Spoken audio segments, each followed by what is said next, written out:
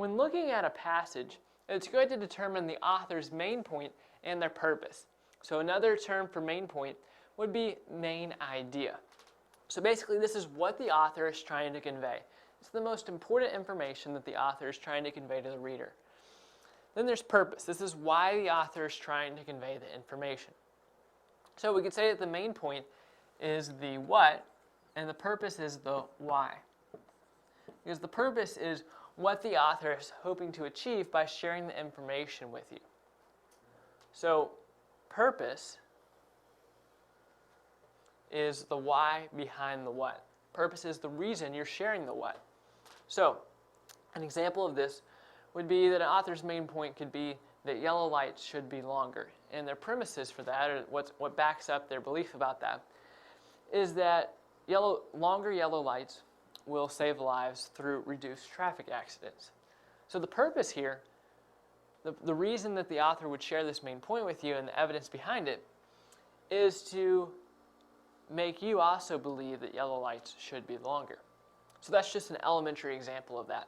So we have a passage right here, and we're not going to look for the purpose in this main passage. We're just going to look at the author's main point. So this says, people need to appreciate public schools. The school year should be increased by 2 weeks. This would allow for increased instruction in core subject areas.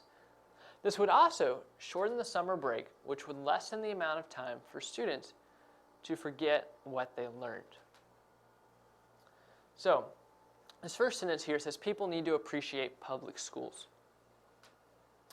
So, could that be a conclusion or a main point? Another word for main point is a conclusion. So we have main point, and then I'll put in parentheses here, conclusion.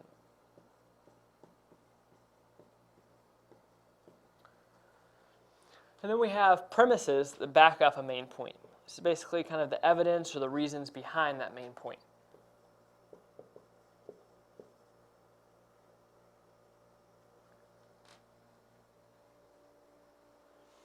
So, could this be a main point? Yes, but let's keep moving on and see if that's really the main point of this passage. The next sentence says the school year should be increased by 2 weeks. Could that be a main point? Absolutely. Now, remember, a main point needs to have premises, things to back it up, facts, figures, arguments, anything like that to back it up. Okay? So, these next two sentences talk about why it'd be good to increase the school year by 2 weeks. They don't talk about why people need to appreciate public schools more. So these two sentences, these last two sentences are basically premises backing up this sentence right here, saying the school year should be increased by 2 weeks. So this second sentence here is the main point. This first sentence is really a distractor. Now, in kind of a roundabout way, if the school year was increased by 2 weeks, then maybe people would begin to appreciate public schools more and begin to appreciate all that they're teaching children. But that's kind of a roundabout way, and these two premises right here relate more directly to this sentence here than they do this first sentence. So premises can be thought of as the foundations or the building blocks for the main point. Without premises, a main point crumbles because there's nothing to back it up. So you have to have those premises. So that's a look at author's main point or purpose.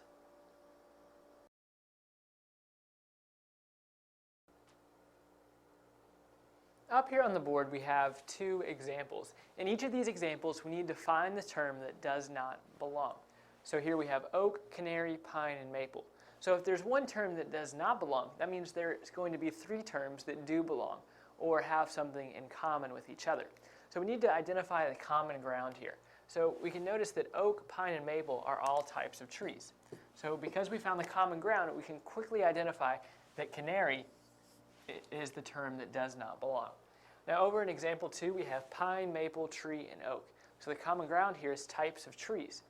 So pine, maple, and oak are all types of trees, and then we have C, which says tree. So we may think that there's no term that does not belong here because these all relate to trees. However, C, tree, does not belong in this because you want to watch out for generic terms.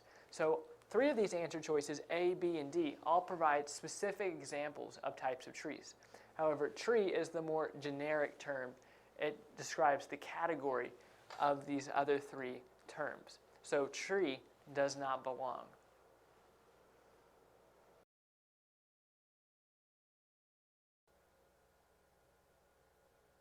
Up here on the board is an analogy. Antique is to historic as unique is to blank. So first, we need to determine the relationship between antique and historic. So the relationship here is that they are synonyms. So we need to find a synonym for the word unique. We have four options: fascinating, inimitable, appealing, and interesting. So most likely the most unfamiliar word here is inimitable. But as you look at A, C, and D, fascinating, appealing, and interesting, you realize that all three of these are similar words. In other words, these words are synonyms. So there can only be one correct answer here. So if fascinating was the correct answer, then that would mean that interesting and appealing also have to be the correct answers, because all three of these words mean the same thing.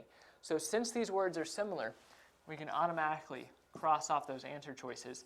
And so even if we don't know what inimitable means, then we still know that that is the correct answer.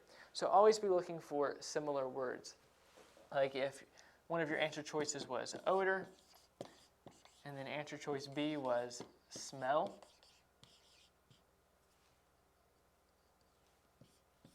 then you could automatically cross these two answer choices off because they mean the same thing. There can only be one correct answer, and so if odor was the correct answer, that would mean that smell also had to be the correct answer, and that can't happen. So we can automatically cross off similar meaning words in these types of questions.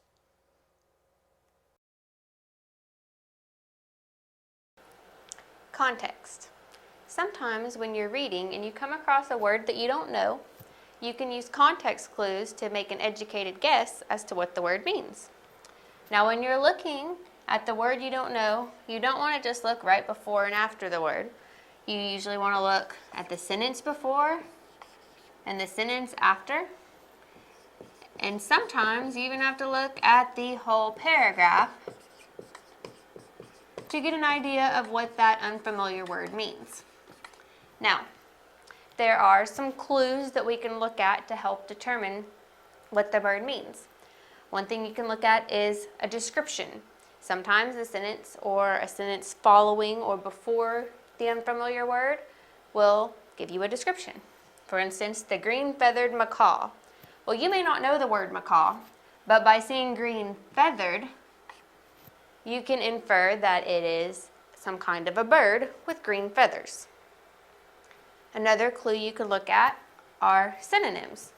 If you hear the soft and supple leather, well, since you have soft here and then supple, both describing leather, you can figure out that supple probably has something to do with being soft. And in reality, it means moldable. It's easily moldable, and it is somewhat soft to be able to do that. We'll go ahead and note that this one was our bird. Now another clue you can look for are antonyms. Angie is sweet. She doesn't have a malevolent bone in her body. Well, you may not know what malevolent means, but you probably know what sweet means. And if she isn't malevolent and she is sweet, then you can figure out malevolent is something bad, something negative, the opposite of sweet. And in reality, malevolent means evil. Another clue you can look for are definitions. Sometimes the sentence before, after, or part of the same sentence your word is in will just give you the definition of the word. For instance, the echidna, an egg-laying mammal native to Australia, and then they might tell you some interesting fact about the echidna. Well, in commas, right after echidna is the definition of an echidna, an egg-laying mammal native to Australia. So you know what it is right there. The last clue you can look for is tone. Is the rest of this paragraph positive, negative, happy, scared? If you have a paragraph that's all one tone, then the word probably has something to do with that. If it's a scary tone, then this may be a word that it has to do with something scary. If it's positive, it may be a happy kind of word. So you can always take that into consideration whenever you are taking your educated guess. So once you've looked at clues and you've tried to figure out, looking before and after the sentence your word is in, looking at the whole paragraph, seeing if you can find a description, a synonym, an antonym, a definition, or figure out the tone surrounding that unfamiliar word, you want to take a guess as to what the word means. And then you want to reread the sentence to see if it makes sense to you and ask yourself, does it make sense? So if we were to insert bird here, the green feathered bird, well, if it's something that has feathers and we have bird after it, that makes sense, so that one would work. The soft and supple leather. So if we know it means something else soft, maybe moldable, we could say the soft and moldable leather, the soft and flexible leather. Any kind of word like that that you put in that was similar to soft would work. It would make sense in your sentence. Okay, we were thinking evil here, something the opposite of sweet. Angie is sweet. She doesn't have an evil bone in her body. That makes sense. She is sweet. She doesn't have an evil bone. Now, the echidna sentence is a little different. If they plug in a definition for you, then it's a little harder to check. You would just say, an egg-laying mammal native to Australia, and then maybe tell the sentence after that point, because the definition's already there for you. There's not really a synonym for echidna or anything else you could have come up with for what that one meant. And once you've checked to make sure they all make sense, then you have a pretty good idea of what that word means. And you can see how using these context clues of looking for a description, a synonym, an antonym, a definition, or the tone of a paragraph can help you figure out that pesky, unfamiliar word.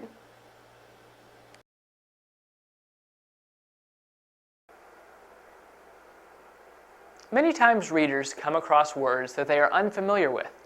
So it's important that readers understand how to determine the definition of a word based on its context. This means looking at the words around it and how the word is used in the sentence. Let's look at a couple of examples. This first example says, the elderly scholar spent his evenings hunched over arcane text that few other people even knew existed. So the unfamiliar word here is arcane, but you will see that you can pretty much determine the definition of that word based on the words around it. Here we see the word elderly coming before scholar. So if only an elderly scholar would be studying these texts, then it means that it must be some kind of complex subject that only someone who has acquired much knowledge and wisdom would understand. And then we also see that it says that few other people even knew existed. So that means it's something rare or something that only a few people would know about. So here we have easily and quickly determined the definition of arcane. This next sentence says, Ron's fealty to his parents was not shared by Karen, who disobeyed their every command. Now you'll notice here that there's not very many words that tell us the definition of fealty. Instead, we see words that tell us what fealty is not. Because here it says, Karen, who disobeyed their every command. Here, Ron is being contrasted with Karen. So if fealty is not disobeying their every command, then fealty must mean obeying or being faithful to. Because notice here we're seeing that Karen disobeys their every command, but Ron does not. So Ron must mean not disobeying. In other words, it means obeying. So you see here how by looking at context clues, a reader can quickly determine the definition of a word. And although it may not be the exact definition, it generally will be the definition for that word in that particular sentence. And so this can be very helpful because it helps a reader be more efficient, because determining the definition of a word based on context is much quicker than consulting a dictionary or a thesaurus.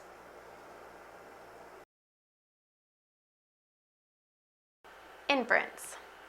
Inferences are conclusions that a reader makes using clues in the text. So an author may not explicitly say something, but they leave little hints behind, and you have to connect the dots to form a conclusion.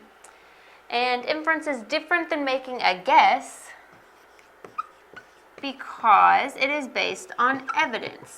So you read, you pick up on those clues or hints that the author leaves behind, and you put them all together to form your inference. So let's look at a couple of examples.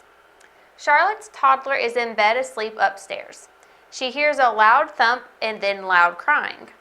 So knowing that the toddler is in bed asleep and then hearing a thump and crying, you can infer, or Charlotte can infer when she's at home,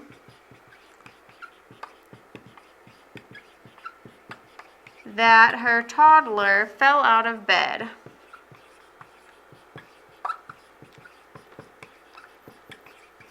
Now, our example doesn't say the toddler fell out of bed, and it doesn't say Charlotte ran upstairs and found her child on the floor, but because you know the kid was in a bed sleeping, and then you hear a thump, probably against the floor, and then crying because the kid is hurt or scared from waking up in the middle of the night on the floor unexpectedly, Charlotte can infer that her toddler fell out of bed, or the reader can infer that that's what happened whenever they're trying to process the story and figure out what the author was trying to tell them with these clues. So let's look at another example. Nolan sees cookie crumbs on the floor and chocolate around his son's mouth. So cookie crumbs on the floor, chocolate around his mouth is going to tell you that Nolan's son got into the cookie jar. And it may not be the cookie jar, it may be that he got into a pack of cookies, but you don't really know the rest of that. You just know that if there are cookie crumbs on the floor and chocolate around his son's mouth, that the kid got into cookies somehow. So you can infer he got into a cookie jar or a pack of cookies without the author explicitly saying that to you. And that's all it is. That's all inference is. Reading something and coming to a conclusion. A lot of the times it's really obvious things. If you see a lady come into a store and she's dripping wet and it's raining outside, you can infer that she doesn't have an umbrella. So some things are just common sense. They come to you. You don't even realize you're making an inference. But in the end, an inference is just a conclusion that a reader makes based on evidence.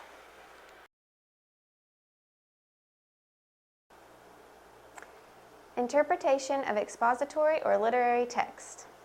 Well, to determine what your interpretation of a work is going to be, first let's refresh ourselves on what expository and literary text are. Expository writing is going to be something that informs, explains, or describes. It's going to be very cut and dry. There's not a plot. It's basically there to explain something to you, tell you how to do something, give instructions. A science research paper would be an example. Baking instructions for baking a cake. Anything like that would be expository. So what you want to do is outline the basic elements of that paper, and then you want to evaluate their effectiveness.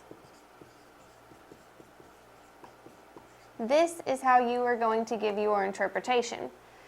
Once you outline the basic elements of the research paper or the recipe, then you can evaluate their effectiveness. Did you learn what you were supposed to learn from the research paper? Are you now able to bake a cake following those directions? Very cut and dry. Literary is a little bit different. Literary works are going to be your narratives, essays, works of fiction. These are going to have a plot. There's going to be more that you will have to go through, and because there will be so much more to the literary works, you want to focus on just one aspect to give your interpretation. You don't want to try to cover all of the elements because that would be too much and you wouldn't really get to put your personal interpretation on all of the different aspects of that work. So, some aspects you could choose from are the topic of the story, major characters in the story, major events, the setting, structure, point of view, use of language, or tone. Any of these would work. Pick one, focus on that one, and what you're going to do is explained here. An interpretation should both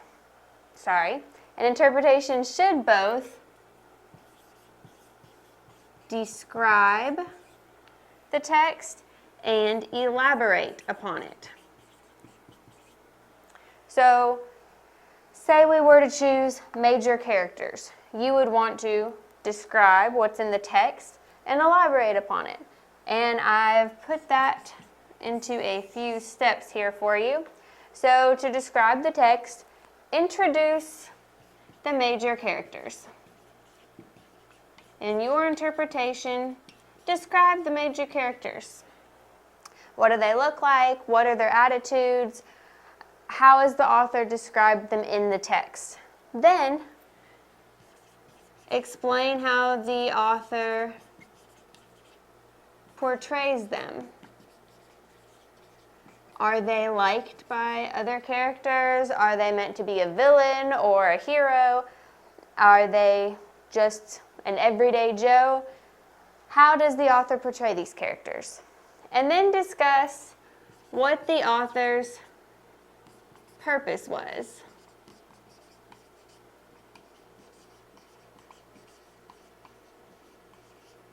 Why did the author portray them that way? What did the author want to get across to readers? And because this is an interpretation, there are going to be several different answers. There's no one right answer, because no one is going to know exactly what the author's purpose was. You're giving your interpretation, what you think the author meant. So you'll describe everything that the author put in the book about the characters, and then you'll elaborate upon what the author put in there by telling what you think the author was trying to tell, what the author's theme was, what their purpose was for showing characters in a certain light. So when you are interpreting a text with expository, you want to remember to just outline the basic elements and evaluate their effectiveness. Were you able to bake that cake? Did you learn what you were supposed to from the research paper? With literary works, you want to focus on one aspect. Out of all the different things you could focus on in a literary text, pick one, just one, and then describe that one from the text, what the author actually said, and elaborate upon it. Go through and give your opinion on it, what you think the author meant. And the thing is, it's an interpretation. Everyone's is going to be a little different. Not everyone's going to pick the same aspect to focus on, and not everyone's going to elaborate upon it the same way. So since the author knew he was writing to lots of different readers whenever he or she created this work, try to make your interpretation unique.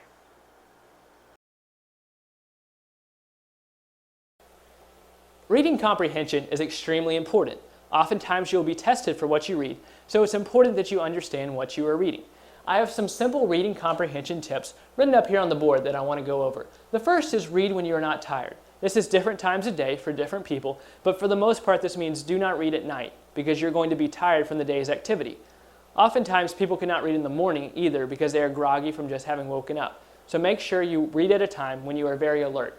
Read for short time intervals. Don't try to read for an hour or two at a time because you're going to get tired of reading and not retain what you read. Try to read for 30 to 45 minutes, take a break, and then read again. Read in a distraction-free environment.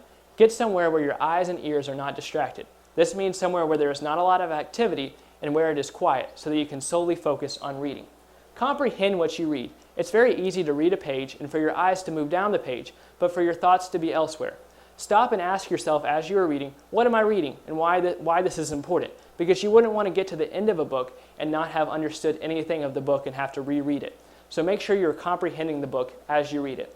Skim what you are about to read first. This means skimming the chapter, reading a title page, reading the preface and introduction, reading a chapter summary, and then reading the chapter in its entirety. Take advantage of the way a textbook is structured. Oftentimes a textbook will have major headings, italicized words, and words in bold. These are important points that you should take note of. Oftentimes chapters will have a list of important points at the end and a chapter summary. Read those as well, as those re-emphasize the important points of the chapter. So next time you read, remember these reading comprehension tips so that you can retain more of what you read.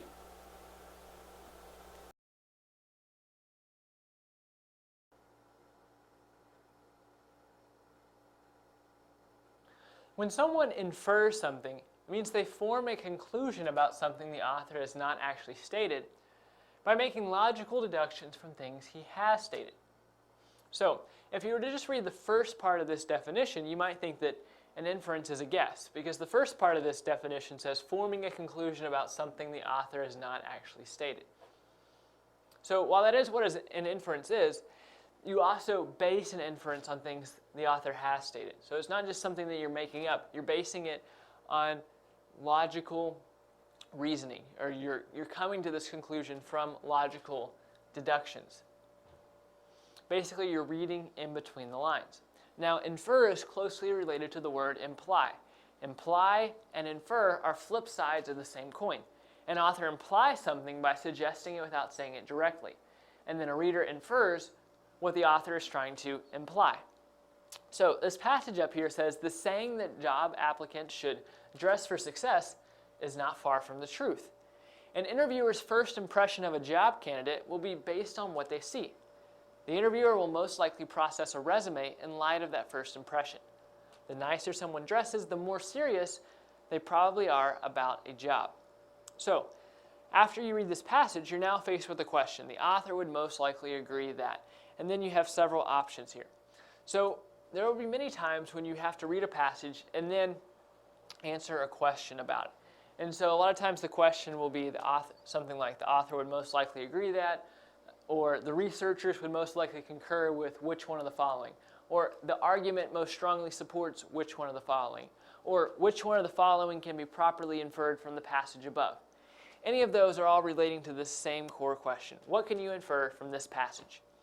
So A says women do better than men in interviews. So we have to make a distinction here between things that are true and things that can be backed up by the passage we just read. So women may actually do better than men in interviews. I haven't seen the statistics on it. So just say, for example, that this is true. Women do better than men in interviews. This is still not a correct answer because we're trying to make an inference from this passage up here.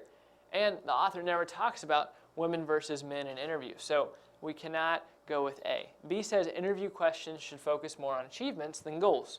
Well, I mean, that makes sense that you should ask a candidate about their past achievements rather than their future goals. But again, there's nothing to back it up, no evidence for that. C says job applicants who dress nicely feel more confident. That sounds good. That's probably true. And that seems to be supported by this, because you think if you dress for success, then you'll be more confident. That may be what this phrase is kind of saying, is that you'll feel more confident if you dress for success.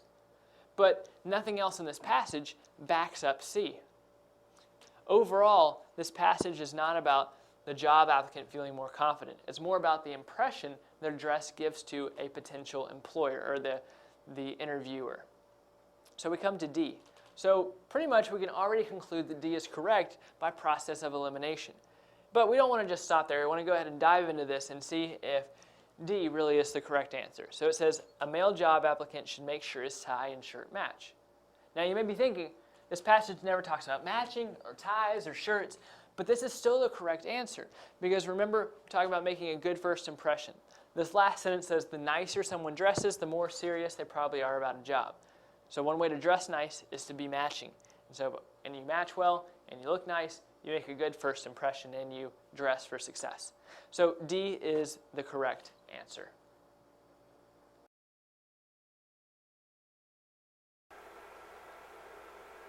Noticing an author's position is very vital to understanding a piece of writing, because every writer is going to have a personal bias, or they're going to have a certain position on whatever they're writing about. So the way they portray something in their writing may not be totally accurate. So it's vital that you as a reader understand the author's position so you can better understand their work of writing. So first of all, the author's position is basically their stance on the issue at hand. It's what they believe about the issue they are writing about. So to help you find the author's position, you need to notice several things. Notice each point here starts with the word notice, because to find the author's position, you can't just sit back and have it come to you. You as the reader are going to have to be proactive and notice these things. So first of all, notice personal opinions.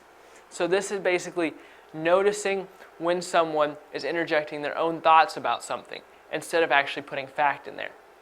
Notice bias. This is when someone words a sentence or a paragraph so that they portray something as being good or maybe portray something else as being bad.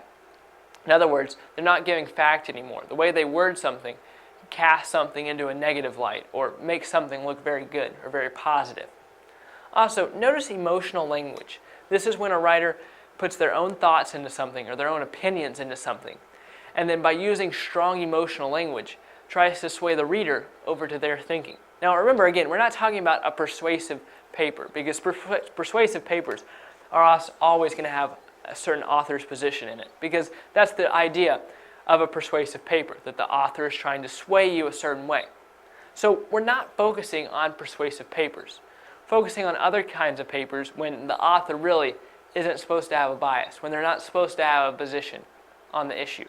But nevertheless, they are going to have a position. And so sometimes they'll insert emotional language to try to persuade someone to their thinking. Then also, notice what information is left out.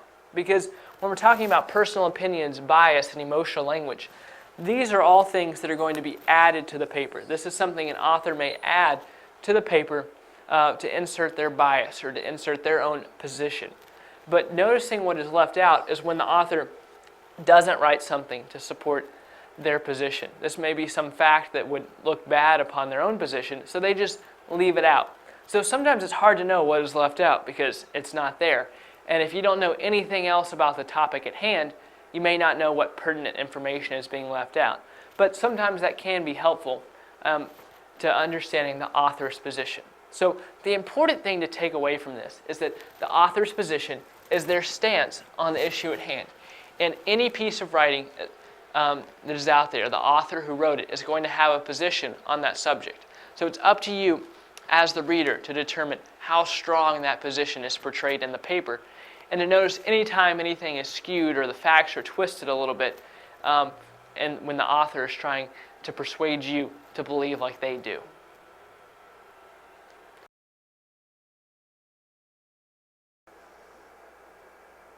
You, as the reader, should always be drawing conclusions. So I'm going to write that point up here on the board. Always be drawing conclusions.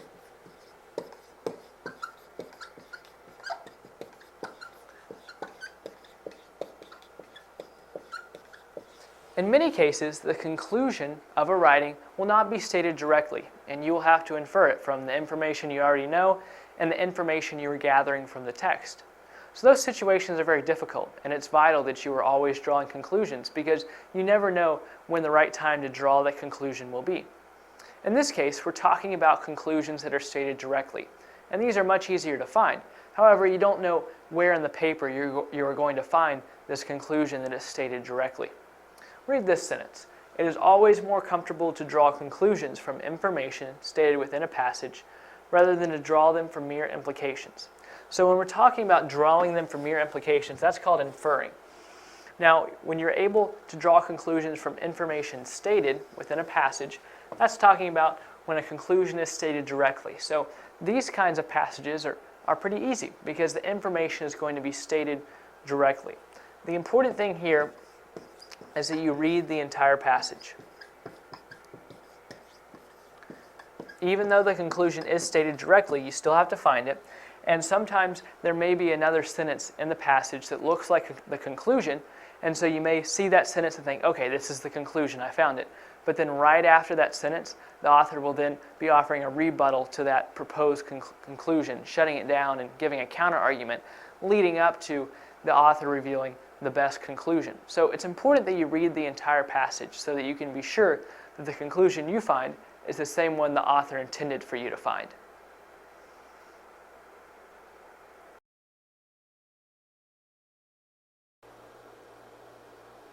When defining words found in a text, often words have a definition that is more than the dictionary definition. So we can say that words have two definitions, a denotative meaning and a connotative meaning. The denotative meaning is the literal meaning of the word. So basically, if you're wondering what the word meant and it's the denotative meaning, then you could just look up the word in a dictionary, and the dictionary definition would describe the meaning of that word. However, the connotative meaning of the word also involves the emotional reaction a word may invoke. It depends on the reader's associations they may make with that word. So it goes further than the denotative meaning. And so denotative meanings are generally used in nonfiction works. Whenever in a nonfiction work the writer isn't trying to be flowery or use figurative language, so the actual definition of the word is what the word means in that context. However, in fiction works, the connotative meaning of a word also is often meant. So it's important that readers learn to differentiate between when the connotative or denotative word or denotative meaning is being used. And so the reader can usually determine by the context clues whether the author is using the denotative or connotative meaning of a word.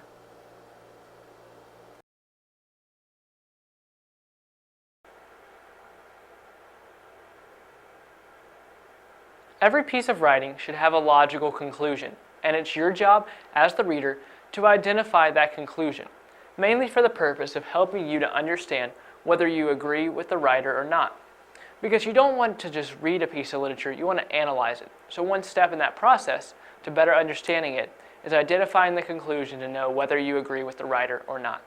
So now I want to talk about how to identify that conclusion. So you're going to need to infer a lot, or make an inference. And to infer something just means to take what you already know and combine it with something else to draw a conclusion. So it's pretty self-explanatory. And so what you're going to have to do is you're going to have to combine two things. What you already know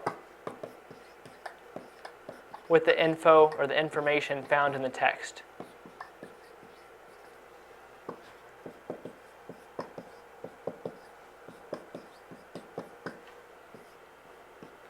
So I'm going to draw a double arrow there because to make an inference, you're pulling these two things together, everything you find in the text, any pre-knowledge you have, and you're pulling that together to draw the conclusion. And generally, a conclusion should be obvious. If a writer does a good job in their writing, then the conclusion should be easily identifiable. Otherwise, you may draw a conclusion that is not the conclusion the writer had in mind. But nevertheless, it's important that you as the reader analyze the writing and identify the logical conclusion.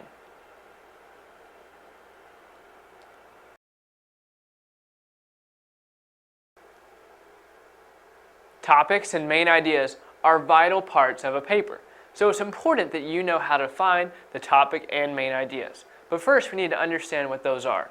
So a topic is a subject of a text. Basically, it's what the text is about. And the main idea is the most important point being made. So every paper includes a main idea and a topic. And every paragraph also includes a main idea and a topic. So a topic is very general. A topic is not specific at all. It just tells an overview of what the paper or the paragraph is about. So the topic of a paper could just be tennis. That's the subject of the text, or the text is about tennis. But the main idea is more specific. The main idea is like a thesis statement. It's the most important point being made in the paper.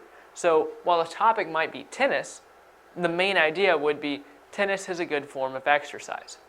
So generally you can find the topic and main idea in the first sentence of the paper. So it might say something like, tennis is a great form of exercise. So you know there, the topic's tennis and the main idea is exercise. Or this might also be found at the beginning of a paragraph. If the paper is about something different, the paragraph may have its own topic and main idea. So the first sentence of the paragraph might be, tennis is a great form of exercise. And there, boom, you found the topic and the main idea.